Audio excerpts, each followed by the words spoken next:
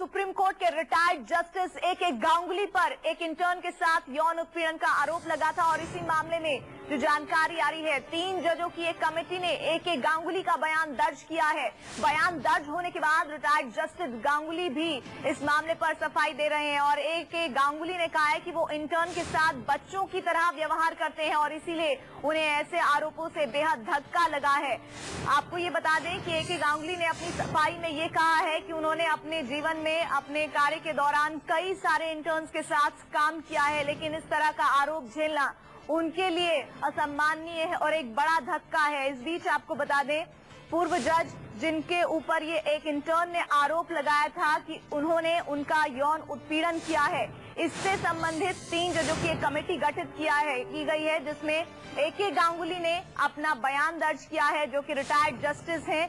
उन्होंने ये कहा है कि उन्हें इन आरोपों से बेहद धक्का लगा है। उन्होंने अपने जीवन काल में कई इंटर्न्स के साथ काम किया है, वो इंटर्न उनके बच्चों के बराबर है और ऐसे उनके जरिए बातें सामने आना ये उनके लिए एक बड़ा धक्का है। इस बीच एक बार फिर से हम आपको ये जानकारी तफसील से बताएंगे, लेकिन राजीव रंजन हमारे साथ, हमारे सहयोगी जुड़ गए हैं। राजीव, 3 जजों की इस कमेटी में जिस तरह से ए.के. गांगुली ने अपनी सफाई दी है, क्या क्या बातें कही हैं उन्होंने वहां पर? देखिए, एक इंटर्न ने आरोप लगाया था सुप्रीम कोर्ट के पूर्व जज ए.के. गांगुली पर और अब ए.के. गांगुली का बयान उस कमेटी ने रिकॉर्ड किया है। उसके बाद अपनी रिपोर्ट इस देश के सुप्रीम कोर्ट के मुख्य न्यायाधीश को सौंप दी है। अब मुख्य न्यायाधीश को इस पर फैसला लेना है कि वो क्या करेंगे, लेकिन इस बीच जस्टिस ए.के. गांगुली, जब उनका नाम सार्वजनिक हुआ है और उसके बाद वो सामने आए हैं, उन्होंने एक चैनल से बात करते हुए, मीडिया से बात करते हुए कहा है कि इस तरह का आरोप लगने से वो बेहद सदमे में है और वो जो इंटर्न लड़की थी जिसने ये आरोप लगाया है, वो उनकी बेटी की तरह, उनके बच्चों की तरह है और बहुत सारे इंटर्न्स के साथ काम करते हैं जजेस, और इस तरह के अगर आरोप लगेंगे तो अपराइट जजेस का और सुप्रीम कोर्ट का काम करना बड़ा मुश्किल हो जाएगा। जो जजेस वहां पर काम करते हैं, अगर इस तरह का इंटर्न वो आरोपों को सिरे से खारिज करते हैं। प्रीति, मैं आपको बता दूं कि ये पूरा मामला तब हुआ था, एक इंटर्न लड़की थी जिसने ये खुलासा एक ब्लॉग के जरिए, ब्लॉग लिख करके किया कि उसके दादा की उम्र के एक पूर्व सुप्रीम कोर्ट के जज ने उस पर यौन शोषण का आरोप लगाया था। उसने कहा था कि किताब लिखने के दौरान वो एक 5 सितारा होटल में, दिसंबर 2012 का वाकया था, जब वो 5 सितारा होटल में जज ने उनको बुलाया, उस लड़की को बुलाया, वो किताब लिख रहे थे, उसमें वो मदद चाहते थे और उसके बाद उसका यौन शोषण हुआ। आज जज ने मीडिया से बात करते हुए कहा कि ऐसा कुछ नहीं है, उस रात वो लड़की आई थी, वो मेरी बेटी की तरह थी, लड़की की तरह थी और उसने मेरे साथ डिनर किया और उसके बाद वो निकल करके चली गई। कमेटी जब सुप्रीम कोर्ट में ये मामला आया तो स्वतः संज्ञान लेते हुए, उस ब्लॉग की जब चर्चा हुई मीडिया में, तो उसके बाद स्वतः संज्ञान लेते हुए सुप्रीम कोर्ट के चीफ जस्टिस ने एक 3 सुप्रीम कोर्ट जजेस की एक कमेटी बनाई जो इस पूरे मामले को ले। पीड़िता को उसमें बुलाया गया, उसका बयान दर्ज किया गया, उसने जो आरोप लगाए थे वो दर्ज किए गए और उसके बाद जिस जस्टिस के ऊपर ये आरोप लगाए थे,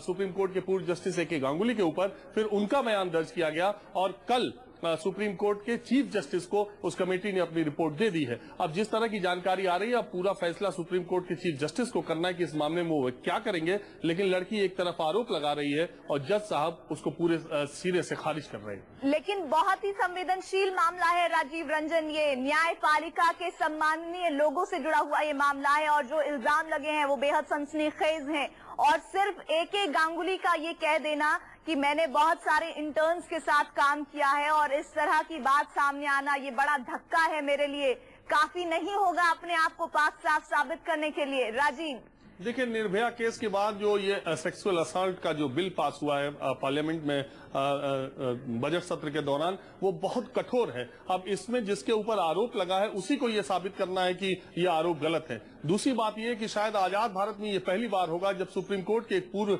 जज पर, एक पूर्व न्यायाधीश पर, सुप्रीम कोर्ट के एक फॉर्मर जस्टिस के ऊपर इस तरह से आरोप लगे हो और लड़की ने आरोप लगाए हो। पहले तो वो सार्वजनिक हुआ, पहले उस जज का नाम नहीं सामने आया। इसके बाद पैनल ने जब रिपोर्ट दी तो उस जज का नाम सामने आ गया और शायद ये भी पहली बार हो रहा होगा कि एक सुप्रीम कोर्ट का सेवानिवृत्त न्यायाधीश जज अब खुद सामने आकर के उसका नाम, जब उसको लगता है कि उसका नाम सार्वजनिक होने वाला है, वो खुद आकर के कहता है कि इस लड़की के लगाए गए आरोप बहुत गलत है और वो इन आरोपों को सिरे से खारिज करता है। अब पूरा मामला सीजीआई के पास है, सुप्रीम कोर्ट के चीफ जस्टिस के पास है। उस पर इस रिपोर्ट पर वो क्या एक्शन लेते हैं ये देखने वाली बात होगी। लेकिन निश्चित तौर पर ये एक बहुत बड़ी घटना है, खास करके न्यायपालिका के क्षेत्र में, क्योंकि जस्टिस गांगुली भी कह रहे हैं, इस बात का बार बार वो हवाला दे रहे हैं कि अगर इस तरह के आरोप लगते रहे, क्योंकि इंटर्न्स काम करती हैं, लड़कियां काम करती हैं न्यायपालिका में, बहुत बड़े पैमाने पर लड़कियां आ रही हैं, तो उनका यह कहना कि अगर इस तरह का आरोप लगा, क्योंकि मैं उनकी सफाई की बात कर रहा हूं जो उन्होंने मीडिया से कही है,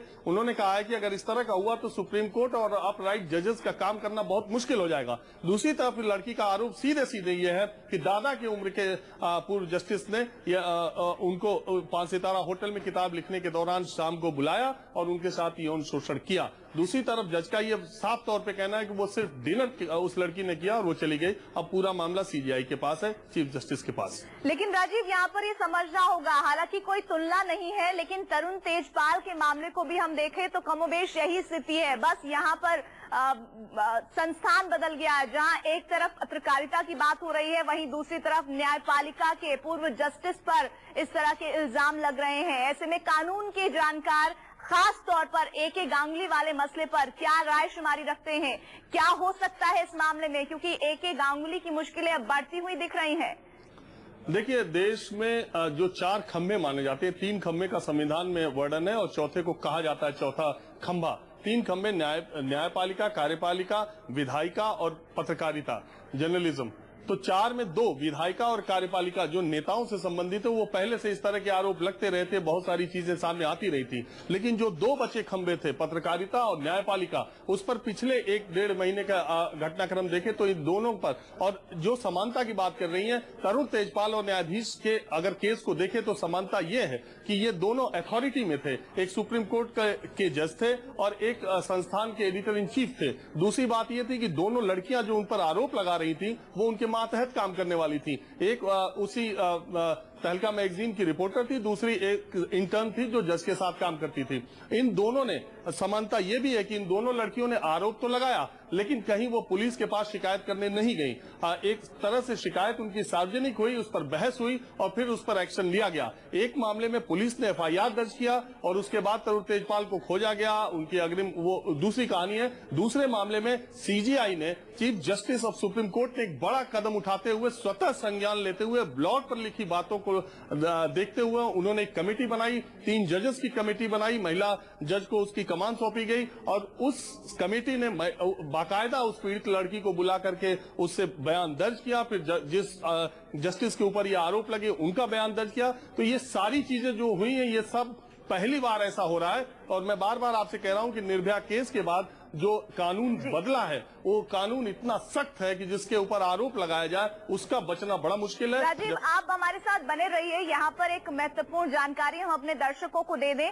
जज ने यौन शोषण किया है, लड़की ने क्या कहा है देखिए। जब पूरा देश निर्भया गैंगरेप कांड को लेकर उबल रहा था, उस दौरान मेरे दादा की उम्र के जज ने एक होटल के कमरे में मेरा यौन शोषण किया। ये वो पीड़ित लड़की है, वकील महिला इंटर्न है जिसने ये सनसनीखेज आरोप लगाए हैं पूर्व जस्टिस पर। पहले मैंने कायराना फैसला किया कि जज के खिलाफ कानूनी लड़ाई नहीं लड़ूंगी, लेकिन बाद में मुझे लगा कि ये सुनिश्चित करना मेरी जिम्मेदारी है कि दूसरी लड़कियों को इस तरह के शोषण का सामना ना करना पड़े। और इसके बाद इस लड़की ने ये फैसला किया कि ये पूरा मामला, ये पूरी हरकत जो कि पूर्व जस्टिस ने उनके साथ की है, ये जग में जाहिर होनी चाहिए, सबको पता होनी चाहिए। मैंने उसी दिन जज के द्वारा 3 और यौन उत्पीड़न के मामलों के बारे में सुना है और इसके अलावा मैं 4 और ऐसी लड़कियों को जानती हूं जिनका दूसरे जजों ने उत्पीड़न किया है। राजीव, बेहद ही सनसनीखेज बयान इस लड़की की तरफ से। ये सिर्फ अपने बारे में नहीं,